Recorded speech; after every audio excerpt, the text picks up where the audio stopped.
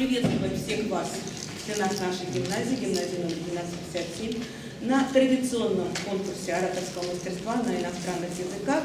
Но должна заметить, что в этом году у нас с вами пробный шар, не только иностранные языки участвуют, но и участвуют участники на русском языке. Поэтому мы решили вот такую область филологии объединить в один такой большой конкурс на языках.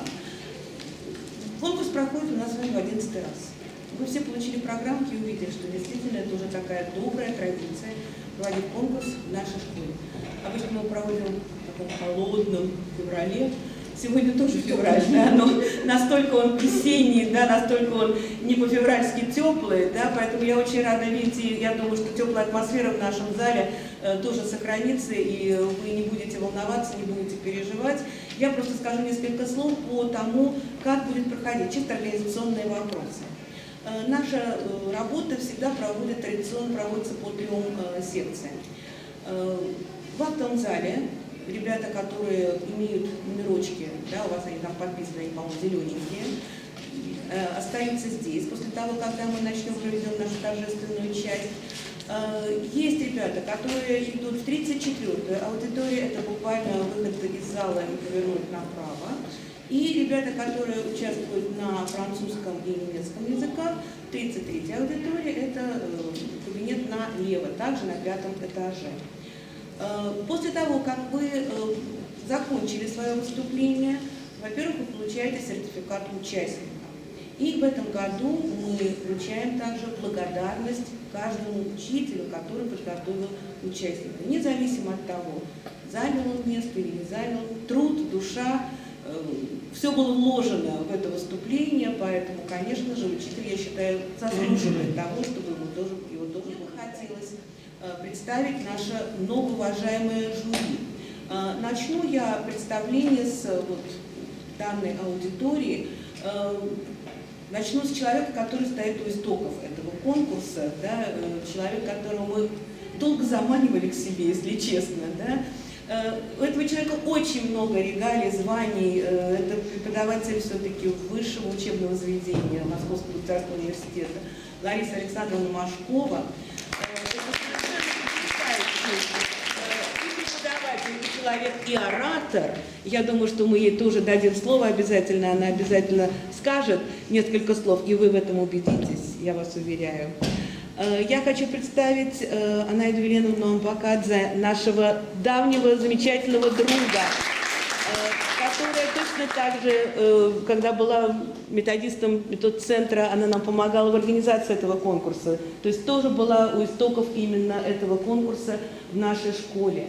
Сейчас она работает учителем, прекрасно знает, что как это тяжело, как это трудно готовить к этому конкурсу, поэтому я считаю, что мы приглашаем уже действительно как друга, как коллегу замечательного, и надеюсь, что тоже сегодня получит удовольствие. Я хочу представить Нажамет Абдулаевну Мусаеву, учителя школы лицея, которая тоже уже не первый раз участвует в работе нашего жюри, с удовольствием всегда откликается на нашу просьбу. Я думаю, что опять же это будет замечательно, если она поработает и в этом году. Более того, я знаю, что школа тоже подготовила участника для этого конкурса. Хочу представить тоже коллегу из школы 1375, Сметанина Олега Сергеевича. Тоже традиционно, уже много лет на самом деле участвует в работе жюри. И раз они соглашаются, значит, наверное, все-таки конкурс стоит того. Наверное, это действительно интересно. И Арсененко Юлию Андреевну, тоже школа 1375, да, тоже не первый раз участвует и прекрасно тоже получает. Я всегда, в общем-то, в конце, когда мы уже собираемся жюри, мы всегда обсуждаем и делимся своими впечатлениями. Ну, мне кажется, никогда мы не уходили в плохом настроении, да, или абсолютно разочарованными. Поэтому я надеюсь, что вы сегодня точно так же не разочаруете. Вы точно так же сегодня покажете все, на что вы способны. Что вы покажете вообще максимум своих возможностей. Не нервничайте, не переживайте, не волнуйтесь. И еще один момент, который я бы хотела сказать. Когда вы разойдетесь по аудитории, каждый из вас получил такой маленький листочек «Vote for». Да? Для чего у нас с вами этот листочек? Потому что, вот, к сожалению, в этом году я не увидела фамилий, а у меня очень хорошая зрительная память, и я всегда вижу, кто у нас уже когда-то участвовал. В этом году у нас очень много молодежи, я имею в виду 9 класс. Да, обычно 9 класс это вот первый раз, который участвует в нашем конкурсе. И они, может быть, не совсем понимают, зачем нужен этот листочек.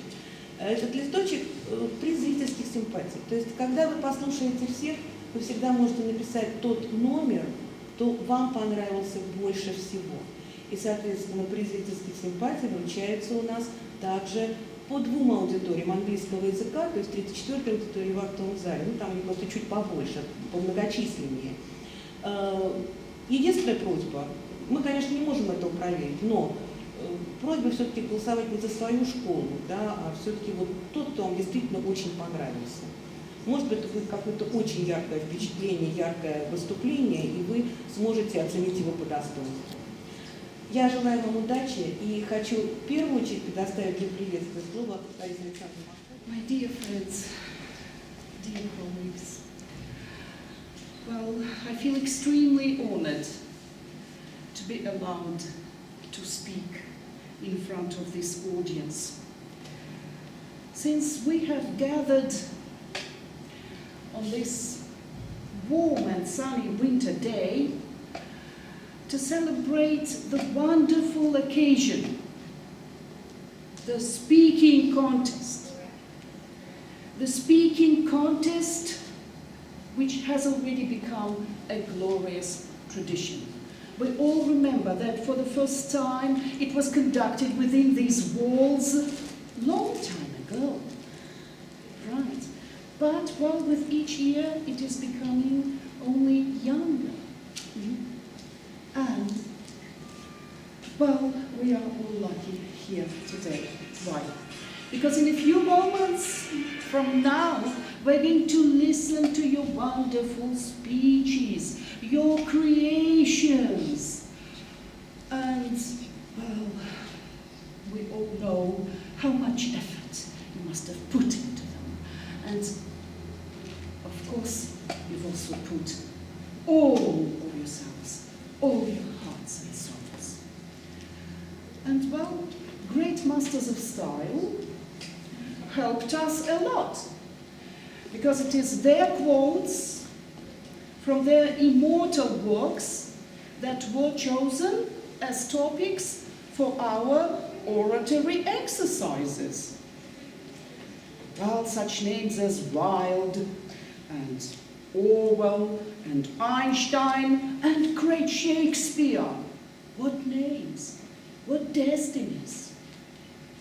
Indeed, what can be more dangerous when people are deprived of their history, of their past? Кто ты? Как твое имя? Well, we might even recall a character from one of Ray Bradbury's famous novels, who also was traveling into the past, and accidentally he just stepped on a fragile butterfly. And as a result, the future changed drastically. Well, what might happen if one day we feel we are unable to pass on to our children and grandchildren everything which has been so dear to us? We just won't be able to exist anymore. As simple as all that. And what does this story by Ray Bradbury teach us? Not a single butterfly from our past should perish. Not a single episode forgotten. Not a single event crossed out. We shall never allow anyone to cross out our history. And yet again, our time is challenging us, and the enormous burden of defending our past and our future falls onto your shoulders. But you will cope. Remember what Shakespeare said. We know not what we may be. Are we all aware of our own potential? Of course not. And each of us is a universe in itself. And the human thought cannot be stopped by just issuing a decree. Of course not. And our imagination will bring you, all of us, further, beyond the reach of any trouble and any disaster, or else any bureaucratic trap. We shall cope. And yet again, we repeat our motto, our words, well, together with great Shakespeare. Come, give us the taste of your quality. Present the best of yourself. Thank you very much.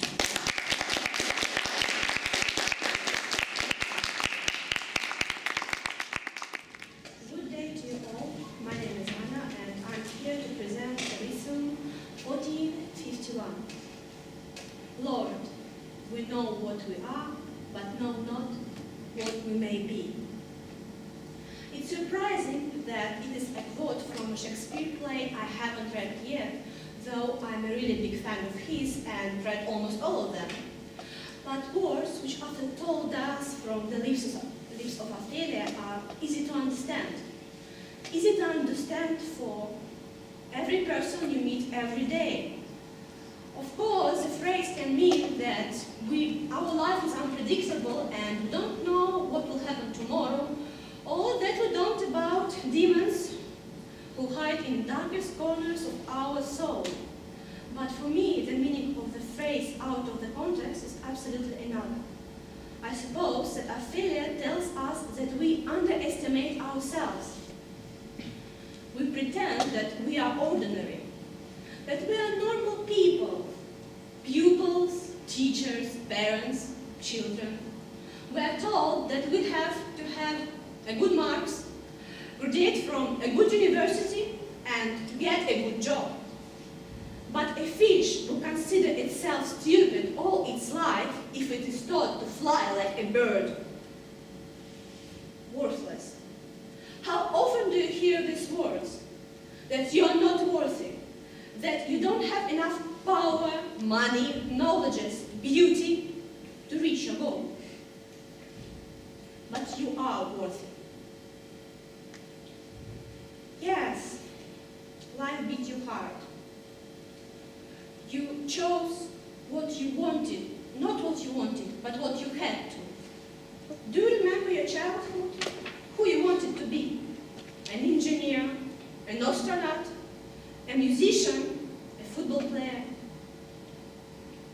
But now, happily, we often hear about people who quit their boring jobs and start a new career, of a donut taster, for example. So if you want to take away the history of a people, you take away their culture and some glue that holds their society together.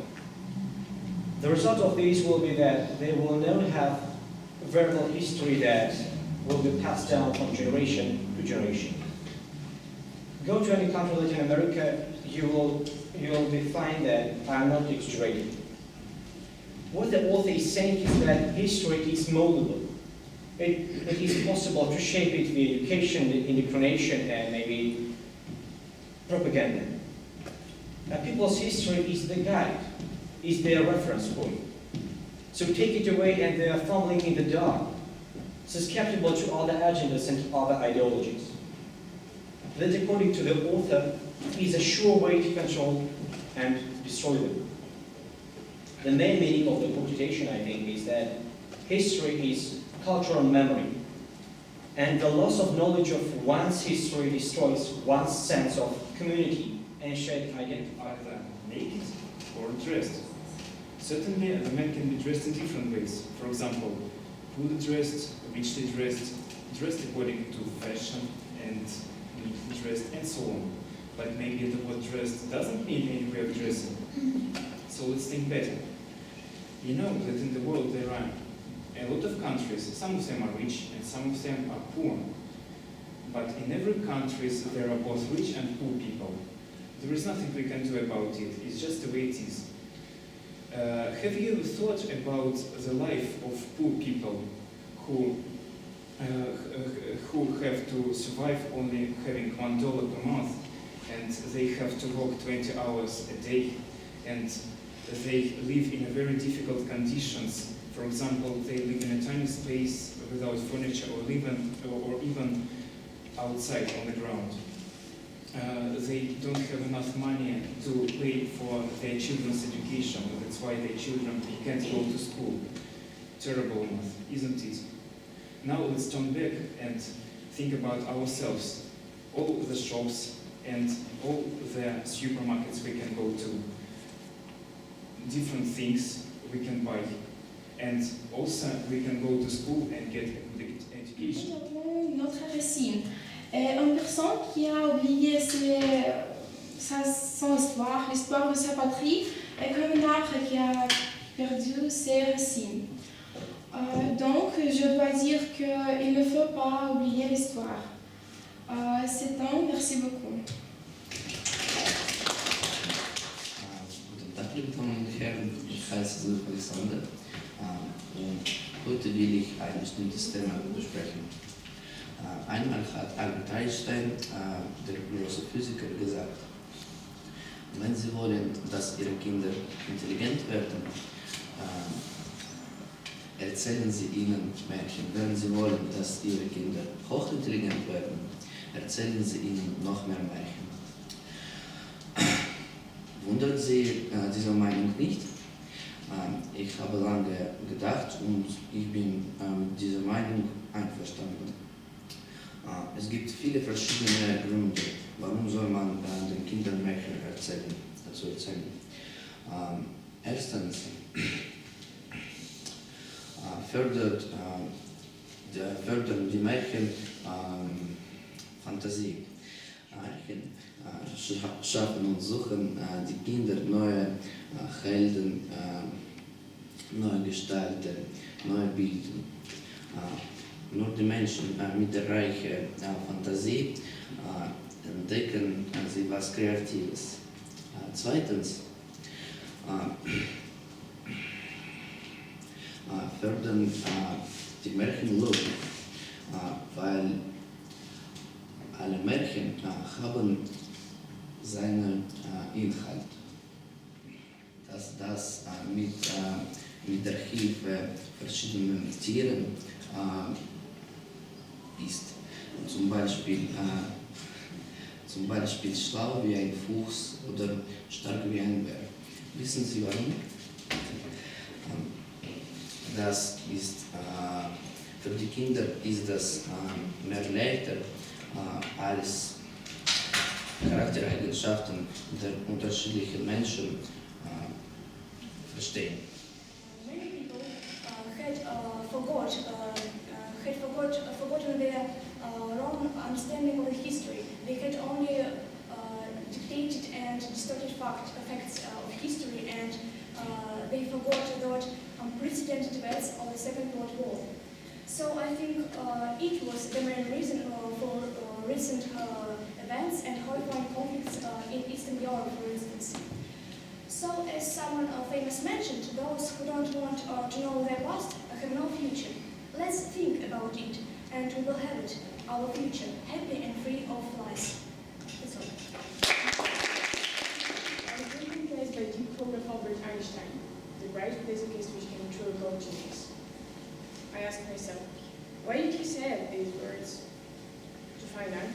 Christian, I want to tell you about his childhood. He never was a bright student. When he was only 14, he said that cramming material makes bad for imagination. I think that fairy tales developed his own imagination and gave him ideas, probably hopes that he can reach any aim he wanted. Remember your childhood. Have you ever asked your mother to read you one more fairy tale before you go to sleep? I hope you have. We haven't even noticed how we formed our personal qualities, our opinion of what's wrong and what's right. They gave us extremely necessary knowledge about real life. They prepared us for it. They told us about friendship and love, hatred and envy, faithfulness and courage, betrayal and error. They told us about everything we have to know. Even adults sometimes enjoy reading fairy tales. That helps them to forget about their everyday problems, to be a little bit careless, to appear in their childhood for a while. And I think we should be grateful to fairy tales for that. But something they don't teach us. There's lots of magic in them, but in real life, there are no fairy godmothers which can solve any problem or help us in despair at the moment. Sometimes, as a rule, we have to work hard so we can achieve good results. Patrick Rothfuss said that in stories and tales, there is all truths of this world, And I completely agree with him, because without fairy tales, without stories, our life would be dull and boring. When I looked to the list of the possible themes of my speech, I found out that they were all extremely interesting. So it was pretty difficult for me to decide what I would like to tell you about. But my final choice was the theme of fairy tales, the ideas of fairy tales. Fairy tales are the dreams of people.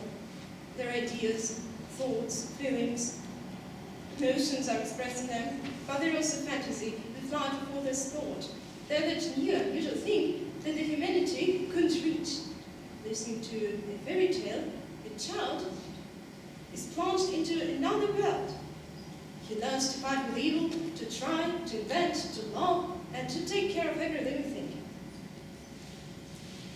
He learns what is good and what is bad. He forms his moral values with knowledge. And moreover, I can say that, who knows, maybe this child will become a great scientist who will notice something that the humanity has been failing to discover for ages. And being a young man, this person is never afraid of any danger or risk. He explores bravely various places and leads other people, just like Duncan, who took his heart out of his body in order to lead the way for other people in the darkness. Or else, he creates different wonders of technology due to his fine brain and extraordinary ideas. But fairy tales teach us not only to be intelligent and bright-minded, but they also teach us to value in people their kind heart. To my mind, nobody of us feels sympathy for engineer Garvin, that he was really a brilliant-minded person. He turned his invention into a terrible arm of enslavement, oppression, and death.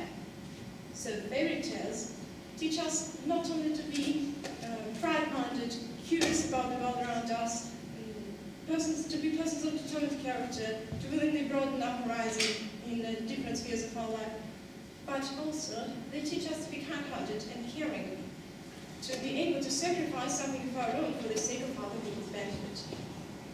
And now, I'd like to tell you a tale. Once, 17 goldfish were brought into a pet shop situated in a small town. And each of those fish could fulfill 2 wishes. There had been a fire in the town recently, and a young man lost his arm and his leg while saving the life of an old woman. So all people who bought those fish had different desires, different wishes. Some of them wanted to have a new large sledge. Others were looking forward to wearing a new fur coat. and some wanted to admire a wonderful garden on a place where there had been a wasteland before. And when there came the moment to let the fish back into the river, because that was an indispensable condition, all these people saw a strange man running towards them. He was swinging his 18 arms and 18 legs. Just imagine, everybody who had bought a fish made it give that young man an arm and a leg so that he could live an active way of life. Because all those kind-hearted people sympathized with him. The fish fixed everything for sure, and the young man finally was healthy. So I suppose we all would like to live among such bright-minded, supportive and caring people, and fairy tales help us to make this wish come true.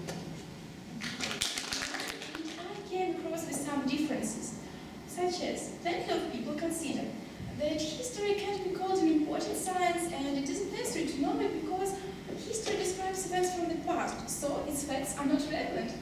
But there is another group of people who see that there is no future in the country which doesn't learn the lessons of its past. And because history tends to repeat itself, and without learning mistakes of our ancestors, it will be practically impossible to avoid them in the future. So why is it impossible to know history and need to know it? As for me, I belong to the second group of people, and I think that there is no greater science than history. For an example, to prove my idea, let's pass to a statement of George Orwell. And the name of this author has become a symbol of dystopia, and in one of his books, he shows us a terrible future which can become a reality if we forget our history. And of course, I must mention that it's wrong to remodel historical facts and to come up with something new in this field, because it can have great consequences, such as Nazism. Do you really know? It can be the beginning of a new war. Nowadays, we meet with an awful fact when people don't understand history or they are sharing false information. For example, plenty of Russians think that the Second World War was won by Americans. Do you consider it to be crazy and terrible? I do. Of course, each country has its own past, and we all have our roots. And there is no doubt about the fact that a person forgotten his history, the history of his motherland, is like a wood lost his roots. Of course, we can call such a person Ivan, not remembering his past. It's necessary to mention that history doesn't teach us anything. It just punishes us for ignoring its lessons. And nowadays, there is a great variety of books about history which gives us a wonderful opportunity to enlarge our mind and to enrich our scope, but why we don't read it? It doesn't take a lot to devote a little part of your spare time to reading books. And moreover, it can be of the greatest value in your future life. Drawing a conclusion, I would like to say that we shouldn't forget our history, and let's treat a little bit more attention to this wonderful science. That's all. Thank you. Long ago, in one kingdom there was... such beginnings are so sweet to my heart. Dear guests, I am Liparit. I strongly agree that if you want your children to be intelligent, read them fairy tales. If you want your children to be more intelligent, read them more fairy tales. Our childhood is closely connected with tales. Who doesn't remember them? Have you ever wondered which role fairy tales play in children's education and development? Or maybe they're only human's instinct? I think they're not our instinct pleasure. Firstly, fairy tales explain clearly what is good and what is bad. For example, do you remember the tale about the monk, Kolobok? It gives advice not to trust strangers, or the turnip, which gives a lesson how to ask for help in a difficult situation. If a child likes to tell lies, reading the story about the hare Bonza. For greedy children, the tale about the fisherman and golden fish. You see, All these fairy tales demonstrate ways of solving problems, and by the way, it is the base of learning and upbringing. Secondly, fairy tales help to grow up children with stable human mentality. Moreover, fairy tales develop our imagination and build character. I think everybody remembers that the great bull has eaten the grandmother. And do you remember? And you? I do. A child listening to this tale learns to come through difficulties. And it's a big experience as for parent or child. Do you know Cinderella? The girl wanted to get the ball, so she coped with all the tasks that her stepmother had given to do. However, parents must be careful, because there are some tales which can cause fear. Adults must not scare babies with such characters as witches, Kochi, Baba Yaga. Parents' task is to teach to children to respond flexibly to the reality of life. Only then, a child will be more adapted, free internally. Another example I have remembered, the mermaid. Maybe it's not the best model of behavior for little girls, but it doesn't mean you mustn't read them. You should discuss with your daughter character and educate in critical thinking. To sum up, I'd like to say to parents, read more fairy tales to children, especially when they're small, because in this age, they're like a sponge, can absorb everything they hear. And one, read tales when you have grown up. As for me, I like clever quotes from Alice in Wonderland, which are really masterpieces. You understand them much later. Isn't it great? Only listen. If everything in the world is meaningless, what prevents us to invent any sense? Well, my dear friends, I think each tale has its moral. You must only find it. And if you do, it will open your internal resources, help to understand your inner world, and build relationships with people. So, fairy tale therapy is useful and intelligent. Thank you very much. Добрый день. Я хочу задать вам несколько вопросов. Насколько вы успешны в различных сферах жизни? Как часто вы добиваетесь поставленных целей? Позволяете ли себе мечтать? Или считаете это пустой тратой времени? И еще один вопрос. Какая сказка в детстве была вашей самой любимой? Вы спросите, какая связь между этими вопросами? Да, самая прямая.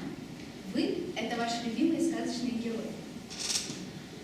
В словаре Ожегова мы читаем: сказка – народно-поэтическое произведение о вымышленных лицах и событиях с участием волшебных фантастических сил. Народная мудрость гласит: сказка – ложь, равнина – мед, добрые молодцы – урок. Психологи утверждают, персонажи наших любимых сказок влияют на наше будущее. Они составляют сценарий нашей жизни.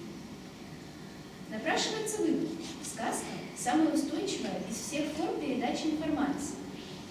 Это матрица. Это проецирование реальной жизни на вымышленных персонажей. Развивающие способности сказок неоспоримы. Мудрость, заложенная в них, пронесена сквозь века. Чему нас учат сказки? Доброте, верности, геройству, правильности поступка. Недавно появилось направление в психологии – сказкотерапия. Ведь сказка побуждает любопытство, стимулирует интерес, развивает интеллект. Доказана прямая зависимость между чтением сказок и развитием ребенка. В сказках скрыты разные жизненные уроки. Вспомните сказку «Репка». Какой в ней урок? Совместное дело примиряет даже врагов. Нет ничего невозможного, если мы вместе. А дюймовочка, которую все пытались выдать замуж, учит: не оставайся с тем, кто тебя не устраивает. Ищи. Действительно, мы живем в такое время, когда общество активно навязывает нам образ так называемого идеального человека. Нам говорят: выбери жизнь, выбери работу, выбери карьеру, выбери семью, выбери низкие ставки на недвижимость, выбери свой первый дом. мире друзей. Мы следуем общепринятым нормам, и у нас создается впечатление, будто мы глубоко нравственные люди, что мы всегда поступаем правильно, соблюдаем все, что необходимо, достигаем всего того, что считаем нужным достичь, и вообще все давным-давно о себе знаем. Но это не так. Наше современное бессилие прежде всего кроется в незнании самих себя, своих возможностей, в незнании своего предназначения. И зачастую человек даже не догадывается, что в жизни он ни разу не столкнулся с собой настоящим. Таким образом, можно сказать, что каждый из нас – это два человека – настоящий и фантомный. Настоящими нас знает лишь узкий круг людей, включающий родных и близких. Гораздо чаще окружающие имеют дело с нами как с фантомными. Фантомная оболочка является собой то, что мы хотим представлять из себя на самом деле. В ней исключены наши тайные помыслы, самые сокровенные мечты. Вообще в ней спрятано все, что угодно, но никак не реальная сторона нашей личности. Опасность заключается в том, что мы считаем фантомы настоящими, а себя самих принимаем за фантомы, а себя настоящих принимаем за фантомы. И зачастую то, что человек из себя воображает, или тот, на кого он так жаждет походить, является как раз производным от того, что сегодня нам столь упорно навязывает общество посредством массовой культуры и с помощью других источников информации. Но человек может быть разным в зависимости от предлагаемых обстоятельств. Он может быть как ангелом, так и негодяем, любящим, ненавидящим, добрым и жестоким. Но ни в коем случае нельзя забывать, что абсолютно каждый человек имеет свободу выбора. Выбор существует ежедневно, сиюминутно, разный по своему значению и неопределенный по своим последствиям. Мы сталкиваемся с выбором постоянно. Шагнуть или не шагнуть, превозмочь или отступить, промолчать или ответить, как жить, что делать. Вопросы громады, вопросы карлики, вопросы океаны и вопросы капли. И в итоге можно с уверенностью сказать, что отнюдь не свойства характера определяют человека, а только сделанный им выбор. И после всего вышесказанного хочется вспомнить слова Льва Николаевича Толстого. Человек подобен дроби. Счислитель – то, что на себя представляет. Знаменатель – то, что на себе воображает. Чем больше знаменатель, тем меньше дробь. Если знаменатель бесконечность, дробь равна нулю. Спасибо. Я начну с очень приятной, я считаю, номинации. Это приз зрительской симпатии. И таких у нас с вами две, да, то есть у нас есть в одной аудитории и во второй аудитории прошло такое голосование. Поэтому у нас сегодня получает, я сейчас все скажу, значит, у нас получает вот такую замечательную медаль, да, с нашим логотипом нашего конкурса, на обороте Audience Award. Разрешите вручить такую грамоту и медаль Илишенко Федору. Разрешите вот так вот сделать, это красиво будет. Аудитории. Точно так же вручается замечательная медаль Маркеловой Анастасии. Но Настя не уходит, потому что она получит еще одну грамоту. Получает такую медаль. Но Настя у нас выступала в двух языковых секциях. Она выступала на французском языке и на английском языке, поэтому она получает грамоту за мастерское владение двумя языками. Я думаю, что это замечательно, да? Поэтому, пожалуйста, принимайте участие, мы очень радуемся. Да. Ну и теперь мы переходим к нашим местам. Да, учителя, я не назвала учителя, Галина Федоровна Гизатуллина. И Пожидаева Марина Викторовна, которая подготовила план. Дорогие друзья, необходимо сказать, кто поддержал нас в этом празднике. Кроме того, что от всей души, от всего сердца нас поддержали наши коллеги и учителя, которые предоставили нам такой хороший интеллектуальный результат сегодня, нас поддерживает и просили передать вам всем привет, заходите к ним на сайт, программа «Оксфордское качество в Москве». Это сокращенная аббревиатура RELOT, Russian English Language Open Doors. Они работают с английским и французским языком. У них есть свои книжные магазины, заходите на этот сайт, там можно виртуально. Вот, в синих пакетах подарки, это от них. И нас сегодня еще поддерживает, назовите. Да, сегодня Кембриджский ресурсный центр тоже решил поддержать ребят, которые здесь участвовали. Меня зовут Виктория, я являюсь непосредственно методистом этой компании. Мы поддерживаем ребят в кембриджских экзаменах, когда они сдают. Также, вот, кстати, у них тоже есть пособия, которые подаются для того, чтобы подготовиться к нашим экзаменам, по нашим пособиям. Так что, если что, если вдруг вы будете сдавать экзамен, а те, кто сегодня выступили в секции английского языка, вам это необходимо, я считаю, это будет очень хорошо, и вы можете обращаться за помощью. Итак, третье место в аудитории по английскому языку занимается Дулаева Анна, школа 947. Я буду, да, обязательно вручать. Это две книжки, которые тебя обязательно толкнут на изучение, дальнейшее изучение английского языка. Спасибо огромное. Поаплодируйте. Вручается и награждается Казачок Александра. Замечательно. Это для учителя. Можно будет передать пакет, а это вот тебе лично. Так. Федорович Анна, правильно делаю ударение? Да, Федорович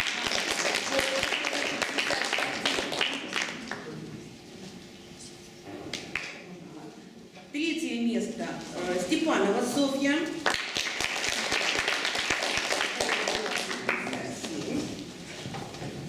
То же самое. Для учителя в том числе. Далее второе место. Второе место завоевала Халамцева Ольга, школа 940.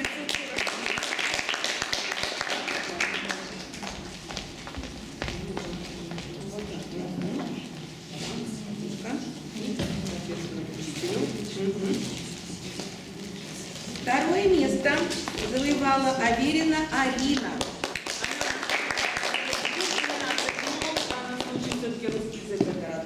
Поэтому такой номинации, как билингва, мы не даем, но я думаю, что это все равно подвигнет многих на участие в двух языках. Спасибо огромное. Скажите, пожалуйста, Обласова Любовь Борисовна у нас присутствует?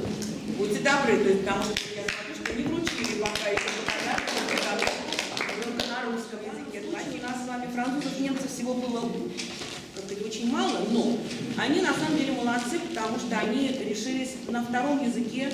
То есть язык не основной, а второй, участвуют в этом конкурсе. Они уже победители, я считаю, абсолютные победители. Награждается Зуев Александр, школа 1527. Памятную статуэтку победителя Public Speaking Contest. Ну, я думаю, что это она будет напоминать об этом конкурсе. В следующем году ждем. Точно так же участвует, может быть, и в языке. И французский язык, опять же, Настя Маркелова.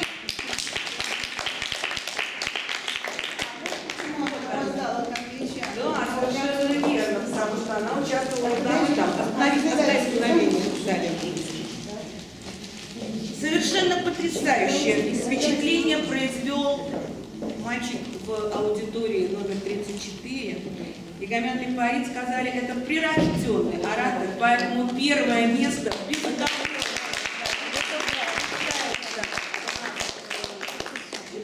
вот эта грамота, вот эта памятная статуэточка, вот эта замечательная книжечка, я думаю, что тоже тут она с диском, поэтому можно ее, кстати, послушать. Это для учителя. И надеемся, что действительно большое будущее. Оратор — это прекрасно, когда человек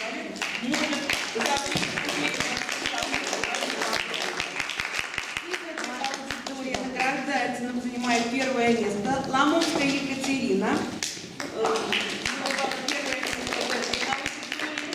Так, держи, сейчас, секундочку. И, естественно, памятная статуэточка. Спасибо вам большое. И, соответственно, опять же, я уже всех поздравляю. Более того, вы победители все на самом деле. Вы преодолели себя. Вы вышли на публику. Вы вышли в эту аудиторию. Вы сказали то, что вы думаете, о чем вы размышляли. И, соответственно, очень хотелось бы понять, что вы уже преодолели